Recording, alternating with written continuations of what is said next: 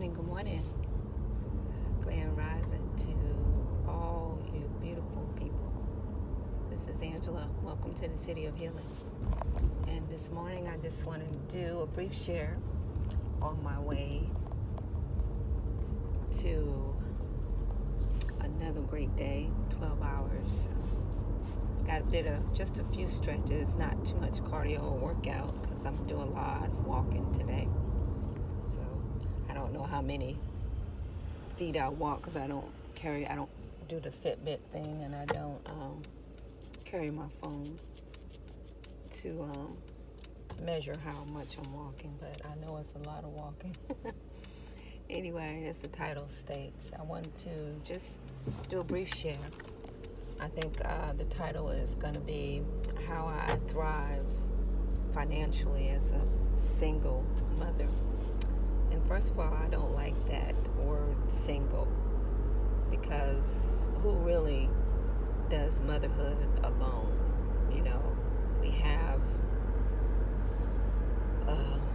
a support system, even if it's not all that we want it to be. We have, this planet which nourishes us, this universe that gives us options. We have family, we have friends, we have maybe a spouse, maybe, the children's biological father, etc., etc. You just probably happen not to be in a relationship, with the father of the children or anyone else. You just happen to be a single, in relationship status, but not, as far as pertains to, motherhood. But anyway, how I survive financially or thrive financially is that, first of all, I don't struggle at all, basically financially. I think the key is not relying on anyone else, but basically if the father is involved, letting them be the man that they are, or just unfortunately not in some cases, for whatever reason. But I find that when I rely basically, on myself for my financial needs, there are no disappointments, because, we are not in charge, or we can't be in control of anyone else's actions.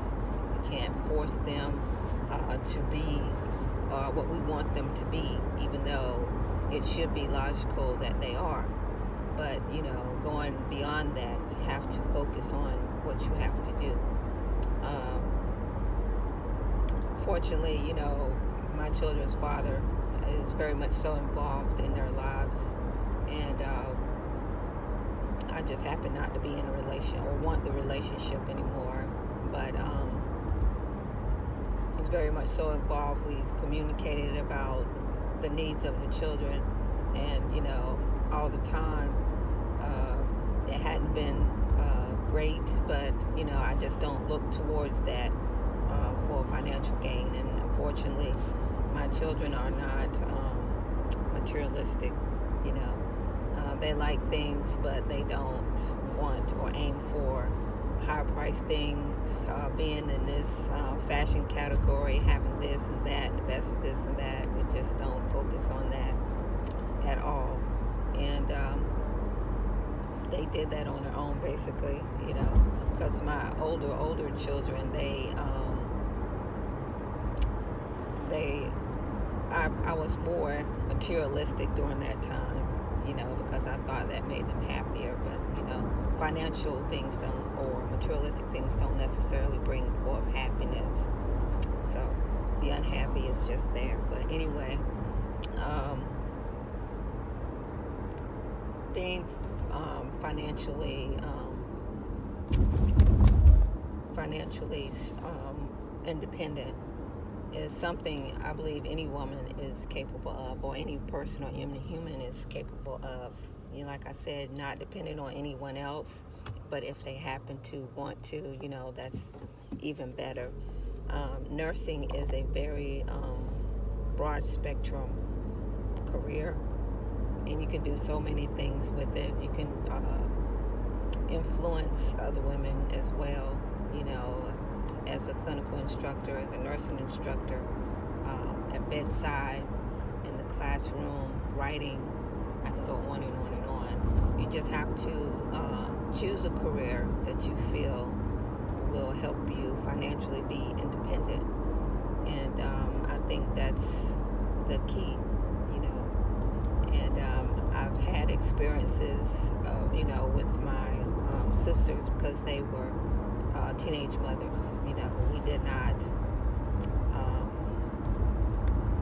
grow up in the mother traditional, so-called traditional way, and we were on our own at a very young age. So one of my sisters, she got married at 16 and had children, and so has my other sister. But I watched them and what you call struggle somewhat financially, and then to become financially stable.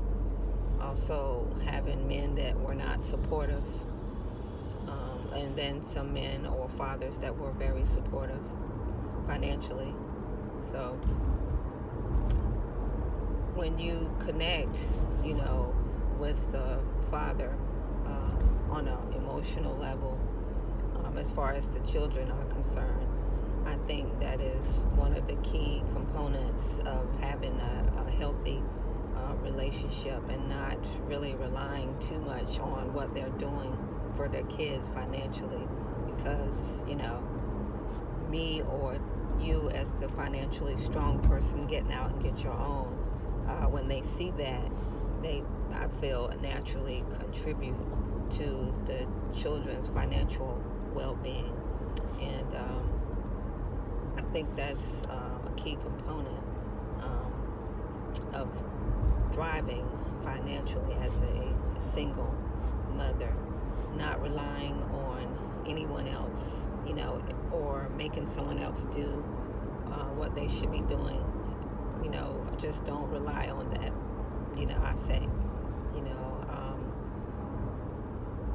this is not going to be focused on anything else except for oneself. What are you doing, financially for your children's well-being, and not what someone else is not doing. Because I believe when you're focusing in on what you need to do, others will naturally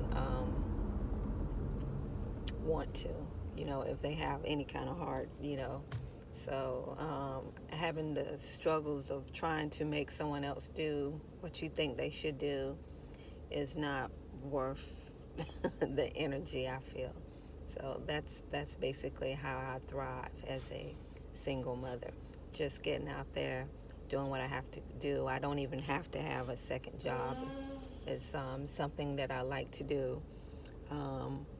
My kids are teenagers. They have activities that they like to do, and even one of my children, she's 17. She's working now. She has a job. So being a positive influence, I think, helps the kids a lot. And I haven't always had a second job. I don't necessarily need to, but I just like to, and the extra money is great as well. So I waited until I was like 33 to start having kids. It wasn't planned that way, because from the beginning, I knew I wanted kids, probably lots of kids, but I was in school those early years and focusing on that. I wasn't focusing on anything else. And besides that, I had lots of nieces and nephews, so I got to contribute to their lives in various ways. And I'm glad things did work out the way that they did. It works out great. So that's my advice, or at least how I did it. Not focus on what other people can do for you, just doing what you need to do, what you're supposed to do, And if this other person wants to contribute, that's great. I'm not into the court thing and making the man do this, that, and the other. It just, I watched that. I've been there, seen it with my sisters, done that. It's not worth the hassle, and sometimes it don't even happen. So I guess, that's the woman, the black woman in me. You just do it. And if the man wants to be the man in that aspect, you just let him do it and welcome it, whatever the contribution. So that's my view. That's my opinion. And I'm sticking to it. I'm thriving. Anyway, thanks for visiting the city, and I hope you all have a great day. I know I am.